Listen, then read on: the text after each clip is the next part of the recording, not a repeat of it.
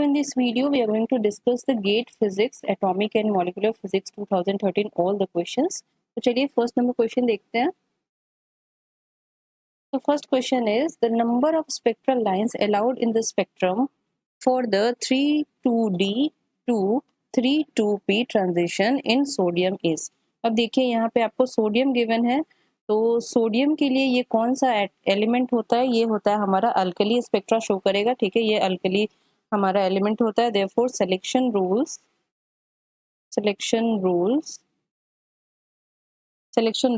For alkali spectra, ये sodium alkali spectra show करेगा, ठीक है. तो इसके लिए हमारा जो सिलेक्शन रूल होता है वो होता है delta L is equal to plus minus 1, this is delta S is equal to 0 and delta J is equal to 0 plus minus 1, ठीक है. तो इस तरह का कुछ हमारा सिलेक्शन रूल होता है. तो यहाँ पे देखिए कैसे होगा, ये हो गया 2D, this 3 is value of n. तो यहाँ पे हम सिर्फ 2D अगर लेंगे तो दिस इज 2D. ये कैसे स्प्लिट हो जाएगा, देखिए ये दो में स्प्लिट हो जाएगा कुछ इस तरह, जिसमें कि ये होगा 2D 5/2 and this is 2D 3/2, ठीक है. यहाँ पे देखिए J का वैल्यू जो है, देखिए ये होता है J is equal to L plus 1/2 और ये वैल्यू आता है हमारा J is equal to L minus 1/2 से, ठीक है. यहाँ पे हम वैल्यू पुट करेंगे. L का वैल्यू देखिए यहाँ पे क्या हो जाएगा, L का वैल्यू S is equal to S अगर हमारे पास सबशेल है, देयरफॉर उसका L का वैल्यू होता है 0, P में L का वैल्यू होता है 1 और D में L का वैल्यू होता है 2, ठीक है. तो यहाँ पे हम पुट करेंगे 2 प्लस 1/2, ये हो गया 5/2, ठीक है. यहाँ पे हम पुट करेंगे this is 2 minus 1/2 is equal to, ये हो गया 3/2.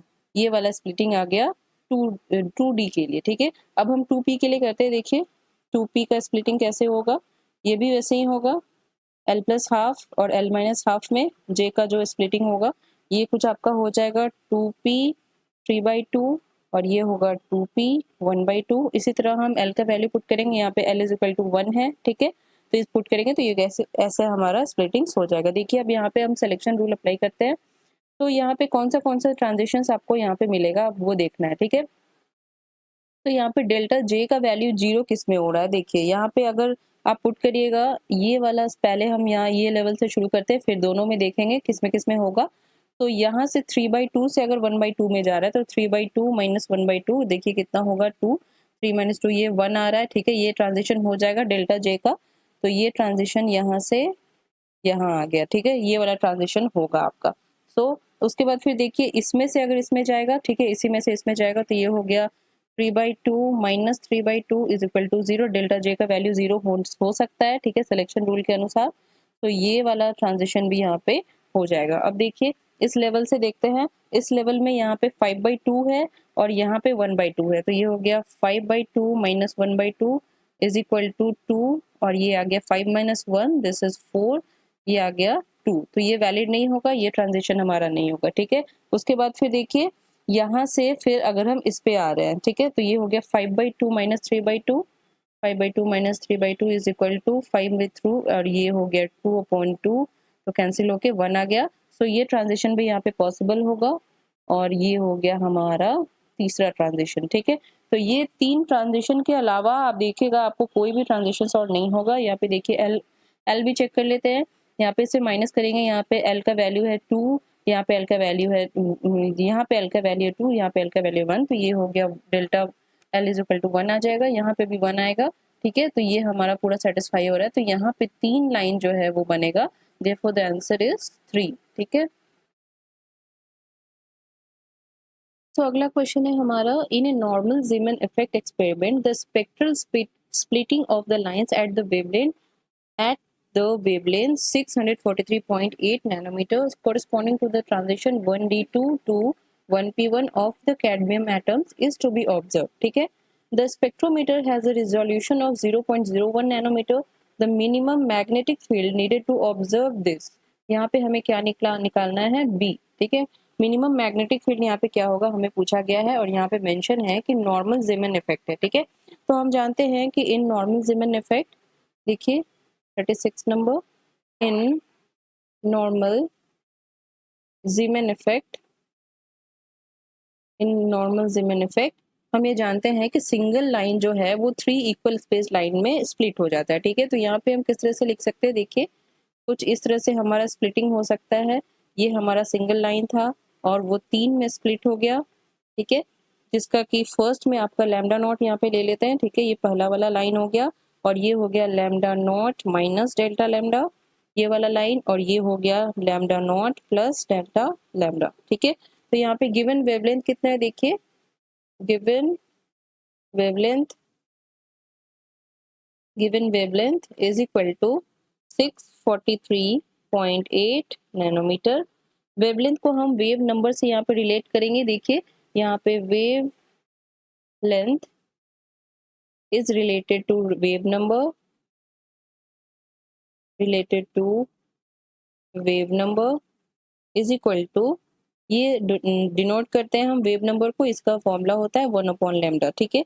अब हम इसका अगर यहाँ पे डेल्टा लेंगे, डेल्टा फॉर्म, जैसे कि यहाँ पे मान लीजिए कि आप ये कुछ डी लैम्डा के रिस्पेक्ट में अगर हम डिफ्रेंशिएशन कर रहे हैं तो ये कैसे वैल्यू आएगा, देखिए यहाँ पे ये वैल्यू आ जाएगा आपका is equal to, this is delta mu is equal to, यहाँ पे अगर हम फर्स्ट डेरिवेटिव करेंगे तो यहाँ पे आ जाएगा delta lambda minus lambda square, ठीक है। यहाँ पे डेल्टा लैम्डा जो है वो हमारा रिजोल्यूशन है, ये देखिए ये जो स्पेक्ट्रोमीटर का रिजोल्यूशन गिवन है ये है हमारा डेल्टा लैम्डा। अब हम इसका वैल्यू पुट करेंगे और देखेंगे कि हमारा यहाँ पे मैग्नेटिक फील्ड जो है वो कितना आ रहा है। तो यहाँ पे हम लिख सकते हैं delta lambda is equal to minus lambda square,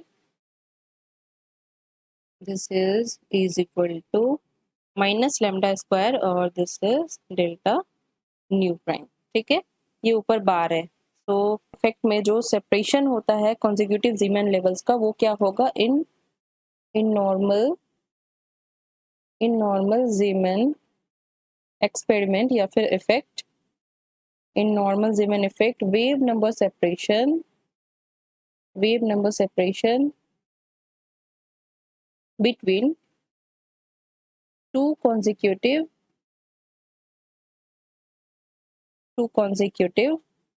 Zeeman level, two consecutive Zeeman level are equal, ठीक है। सब यहाँ पे इक्वल स्पेस्ड होता है, देखिए ये सब इक्वल स्पेस्ड होगा तो उसका क्या वैल्यूज होता है, are equal and given by delta nu bar is equal to e B upon 4 pi m e into c. यहाँ पे ई सी कैसे आया, देखिए यहाँ पे न्यू होता है, nu is equal to C upon lambda होता है, ये न्यू का वैल्यू। और यहाँ पे अगर हम इसको इस तरह से लिखेंगे, यहाँ पे ये हमारा हो जाएगा न्यू का वैल्यू अगर हम पुट करेंगे तो ये हो जाएगा e B upon 4 pi m e into c into is equal to, this is equal to 1/लैम्डा, ठीक है। तो इसको हम कैसे लिख सकते हैं, डेल्टा न्यू प्राइम लिख देंगे यहाँ पे, तो ये वैल्यू हमारा यहाँ पे आ जाएगा, देखिए ये हो गया हमारा टू कॉन्जिक्यूटिव लेवल्स के बीच का जो भी गैप होता है नॉर्मल जीमैन इफेक्ट में वो इसके इक्वल होता है।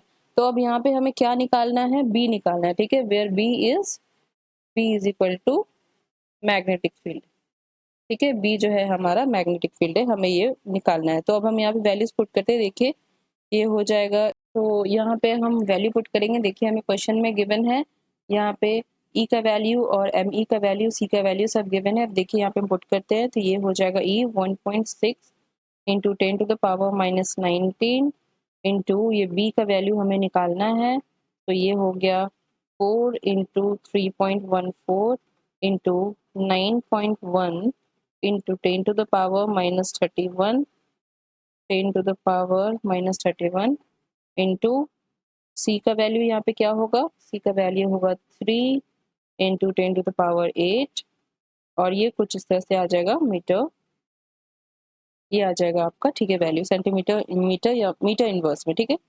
तो इसका वैल्यू आप कैलकुलेट करोगे तो आपको कितना मिलेगा, इज इक्वल टू 46.7, ये बी वैल्यू यहाँ आ जाएगा और ये हो जाएगा metre inverse, where B is the magnetic field, हमें यही चीज निकालनी है। अब यहाँ पे देखिए क्वेश्चन में आपको रिजोल्यूशन गिवन है, यहाँ पे रिजोल्यूशन आपको गिवन है 0.01 नैनोमीटर, ठीक है। तो अब देखिए यहाँ पे हम वैल्यू पुट करते हैं तो ये हो जाएगा the minimum spread minimum spread in wavelength. This is delta lambda minimum is equal to 0.01 nanometre. Therefore अब हम ये वैल्यू पुट करेंगे. देखिए इस इक्वेशन में ये जो हमारा इक्वेशन निकला था इसमें अब हम पुट करेंगे और देखते हैं हमारा वैल्यूज क्या मिलेगा. तो यहाँ पे हो जाएगा delta lambda is equal to, यहाँ पे था लैम्डा स्क्वायर जो कि वैल्यू हमें गिवन है, और ये था delta mu prime. This is bar. Okay, तो delta lambda is equal to कितना आ गया? This is 6.4. This is the value is 643.8. ठीक है, ये वैल्यू है हमारा. This is 643.8. इसका स्क्वायर हो जाएगा और ये डेल्टा न्यू का वैल्यू देखिए यहाँ पे निकला हुआ है 46.7. ये आ गया यहाँ पे इंटू 46.7 इंटू बी. अब बी का वैल्यू आप यहाँ पे निकाल सकते हो. इसका वैल्यू मैंने यहाँ पे बताया कि ये होगा 0.01 nanometre is equal to 643.8 square into 46.7 into B. ठीक है, अब ये नीचे जाएगा. Therefore B minimum is equal to, ये हो गया 0.01 नैनोमीटर अपॉन 643.8 का ये स्क्वायर हो गया इंटू 46.7. ठीक है, इसको आप कैलकुलेट करिएगा, आपको वैल्यू मिलेगा 5.166 इंटू 10⁻⁻10. और ये अगर आप इसको इंटू 10⁻⁹, और ये वैल्यू आपका मिल जाएगा 0.52 Tesla.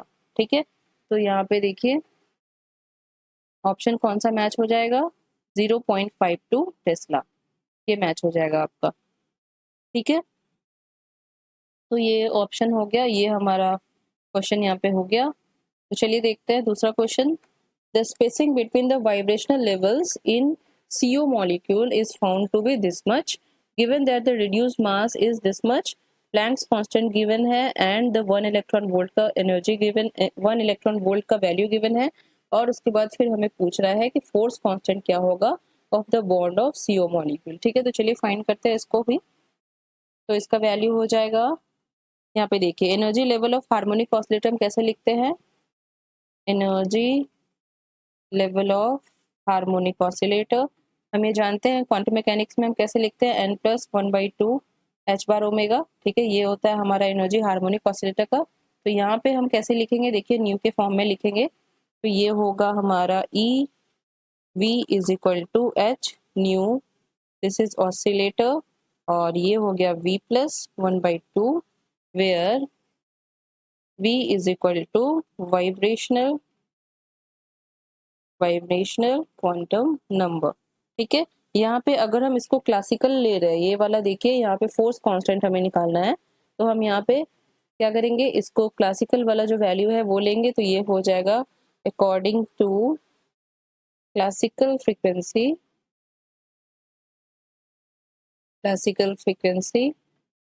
New is equal to, nu भी बोल सकते हैं, वी भी बोल सकते हैं. ठीक है, यहाँ पे न्यू ही बोलिए. Nu is equal to 1/2 pi, this is root, ये हो गया root k upon mu, where k is equal to force constant. यहाँ पे k जो है वो फोर्स कांस्टेंट है और म्यू जो है वो रेड्यूस्ड मास है. दिस इज रेड्यूस्ड मास. ठीक है, तो अब हम इसका वैल्यू पुट करते हैं. यहाँ पे देखिए हार्मोनिक ऑसिलेटर का जो सिलेक्शन रूल होता है वो क्या होता है? Selection rule of harmonic oscillator h bar omega का जो स्पेसिंग होता है दोनों के बीच में, ठीक है, इक्वल स्पेस्ड होता है. और यहाँ पे हमारा जो सिलेक्शन रूल है वो कितना हो जाएगा? Is equal to delta nu is equal to +-1. ठीक है, तो ये हो जाएगा हमारा सिलेक्शन रूल. देयरफॉर हमें क्या निकालना है? Delta EV is equal to कितना आ जाएगा? यहाँ पे देखिए +1 पुट करेंगे तो ये हो गया h न्यू ऑसिलेटर का. ठीक है, तो यहाँ पे न्यू का वैल्यू अगर मैकेनिक्स में हम पढ़ते थे, ई का वैल्यू जो है h बार ओमेगा का स्पेसिंग होता था. ठीक है, यहाँ पे हो गया हमारा h इंटू न्यू ऑसिलेटर वाला. ठीक है, तो यहाँ पे इसको मैं हटा देती हूँ. अब इसका वैल्यू देखिए कैलकुलेट करते हैं, हमें क्या निकालना है, फोर्स कांस्टेंट। तो यहाँ पे इसका वैल्यू क्या आ जाएगा, देखिए गिवन यहाँ पे क्या है, हमें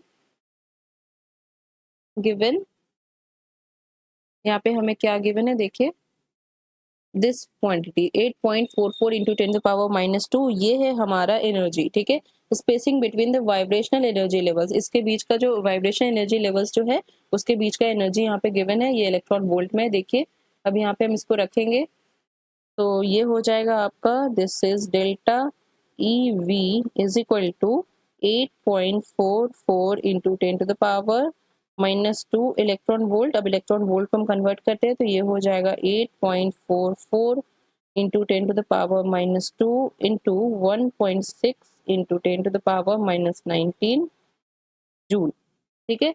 इसको आप कैलकुलेट करिएगा तो आपको कितना मिलेगा, delta E V is equal to 13.504 into 10⁻⁻21 joule. ये वैल्यू आपको मिलेगा डेल्टा ई वी का, ठीक है।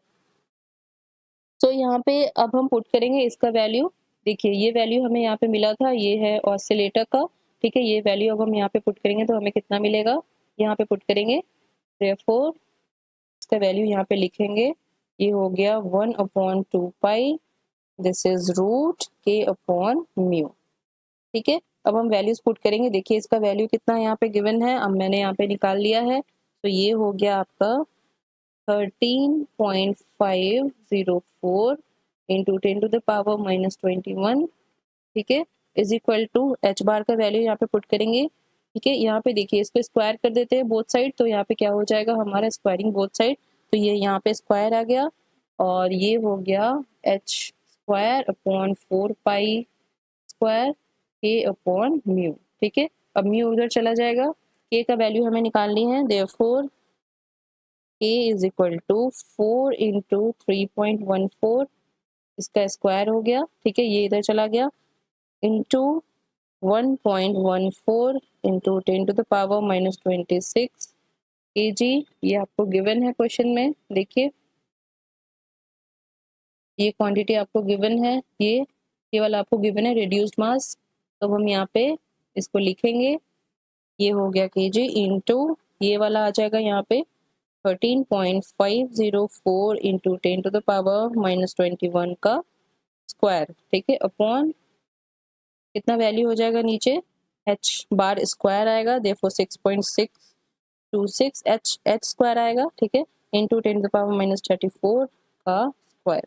इसको आप पूरा कैलकुलेट करिएगा तो आपको के का वैल्यू क्या मिलेगा, के इज इक्वल टू 186.74 न्यूटन पर मीटर।